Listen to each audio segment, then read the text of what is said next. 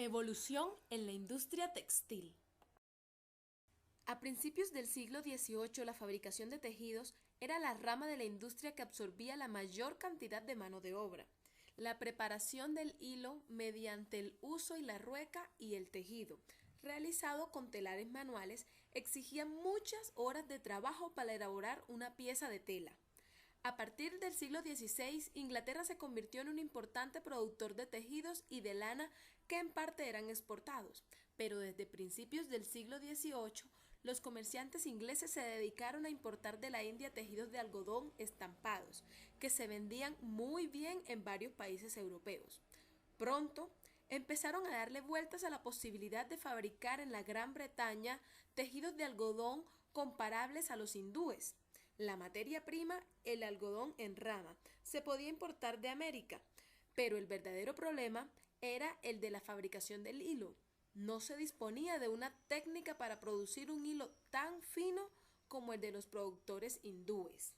Dado que el viejo sistema artesano no servía para fabricar el hilo de algodón que se precisaba, a partir del año 1760 se empezaron a ofrecer premios a quienes inventaran un mecanismo que permitiera fabricar mucho hilo de algodón en poco tiempo. La primera hiladora mecánica la inventó en 1764 Hargreaves. La spinning jenny estaba formada por un mecanismo movido manualmente que no resultaba ni muy grande ni muy caro. Las primeras spinning jenny que funcionaron en la Gran Bretaña solo tenían 8 usos. La mujer que hilaba a mano no podía mover el uso.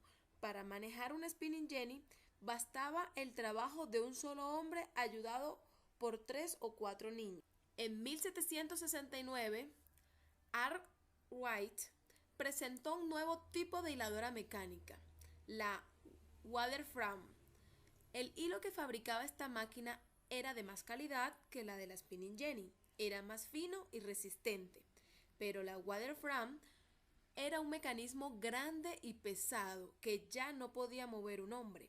Para accionar la Waterfram se empezó por utilizar una fuerza hidráulica de los ríos, pero a partir de 1785 ya se le empezó a aplicar la máquina de vapor.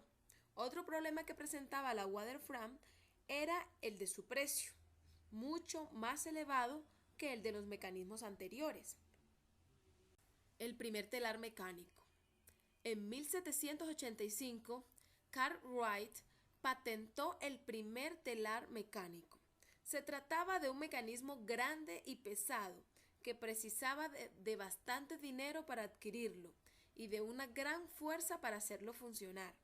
Los primeros telares mecánicos eran movidos por caballos y a partir de 1789 se empezaron a mover también con máquinas de vapor. La despipetadora.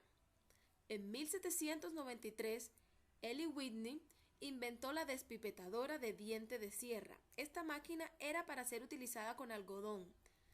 La misma separaba las fibras y las semillas. Esta forma mecánica ahorraba mucho tiempo de trabajo. Fábricas textiles algodoneras. Hacia el año 1800, trabajaban en las fábricas textiles algodoneras de Gran Bretaña unas 100.000 personas en hilados y 250.000 en los tejidos. A principios del siglo XIX, el 40% de las explotaciones inglesas eran tejidos. El ferrocarril. Desde el año 1830, el ferrocarril facilitó el transporte de materia prima. El algodón que llegaba a la India de Egipto, de Estados Unidos y otras partes, hasta los centros industriales. Y de la misma manera se facilitaba la explotación del producto. Otros territorios europeos como Francia, Bélgica, Holanda, algunas zonas de Alemania, el norte de Italia, Cataluña, se fueron convirtiendo en centros importantes de la industria textil, siguiendo el modelo inglés. Mecanización de la producción, supremacía de la industria algodonera sobre la lanera, disminución del precio de los tejidos, etc. Singer. Mientras varios inventores habían adoptado el mecanismo de punto de cadeneta de la máquina de coser de Howe, desarrollando algunas innovaciones, Isaac Merrick Singer inventó el mecanismo del movimiento de la aguja hacia arriba y hacia abajo, que era mejor que el de lado a lado. El mecanismo de la aguja era movida por un pedal en vez de una manivela. Hablemos un poco de la actualidad. En la actualidad, el avance de la tecnología ha ayudado a la industria textil incorporando tejidos sintéticos, facilitando la transportación de material, creando nuevas máquinas con manejo de ordenadores para la eficacia, optimizando materias primas y tiempo de confección, así como el avance de estudios para la especialización de personas en el diseño de modas y textil.